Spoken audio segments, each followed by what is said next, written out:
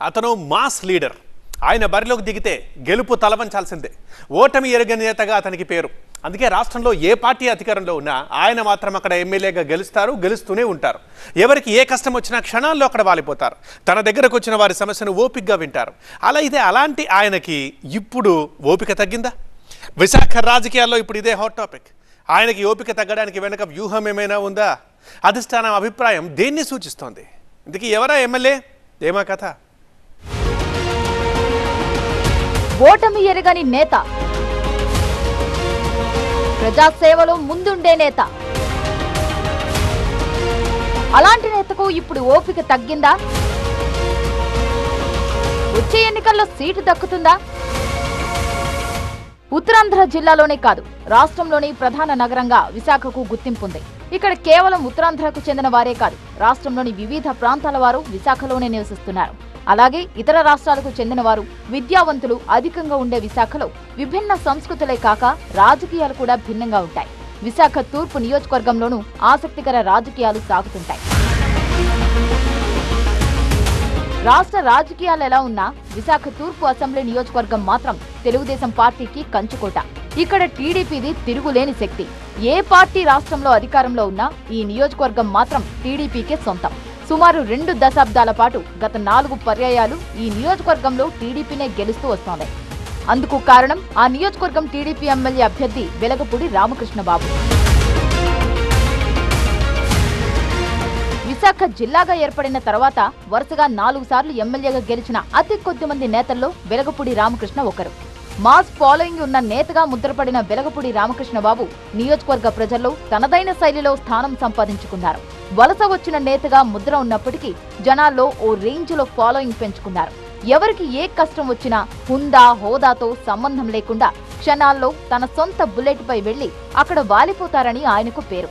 ఏదైనా కష్టంతో సాయం కోసం ఆయన దగ్గరకు వెళితే ఓపికగా వారు చెప్పేది వినటమే కాదు, తగిన పరిష్కారం కూడా చూపే నేతగా గుర్తింపు తెచ్చుకున్నారు వెలగపూడి. అందుకే పార్టీ నాయకత్వం దగ్గర కూడా మంచి మార్కులు కొట్టేశారు వెలగపూడి.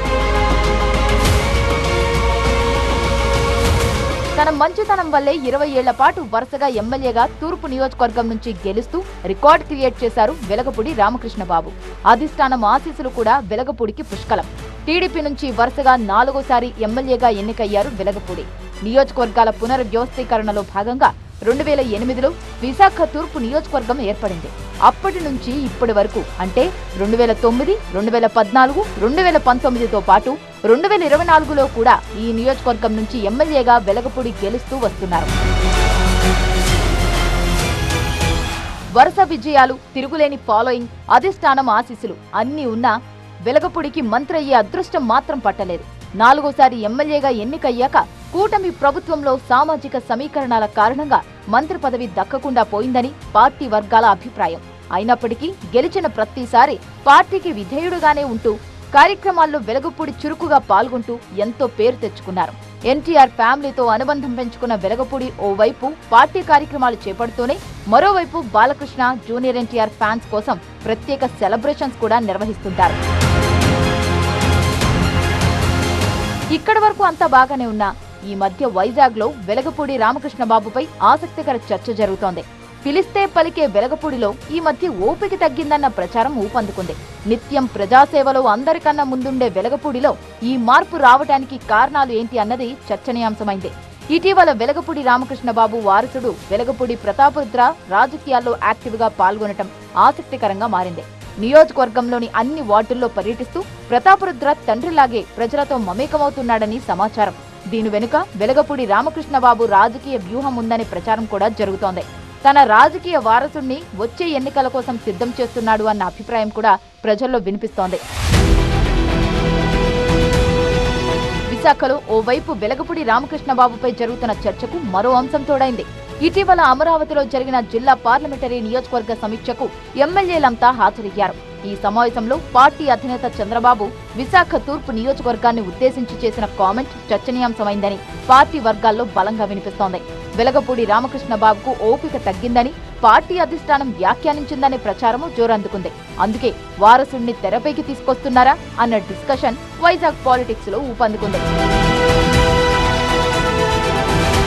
వెలగపూడికి ఓపిక తగ్గిందన్న కామెంట్ తో పాటు తూర్పు నియోజకవర్గంలో యాదవ సామాజిక వర్గాన్ని కూడా కలుపుకొని వెళ్లాలని పార్టీ అధిష్టానం సూచించినట్టు రాజకీయ వర్గాల్లో వినిపిస్తోంది. దీంతో విశాఖ తూర్పుపై పార్టీ హైకమాండ్ ప్రత్యేక దృష్టి పెట్టిందన్న టాక్ వైరల్ అయింది. మరోవైపు తూర్పు నియోజకవర్గంలో బీసీ ఓటర్ల ప్రభావం ఎక్కువగా ఉండటం కూడా రాజకీయ సమీకరణాలను ప్రభావితం చేస్తుందన్న చర్చ కూడా నడుస్తోంది.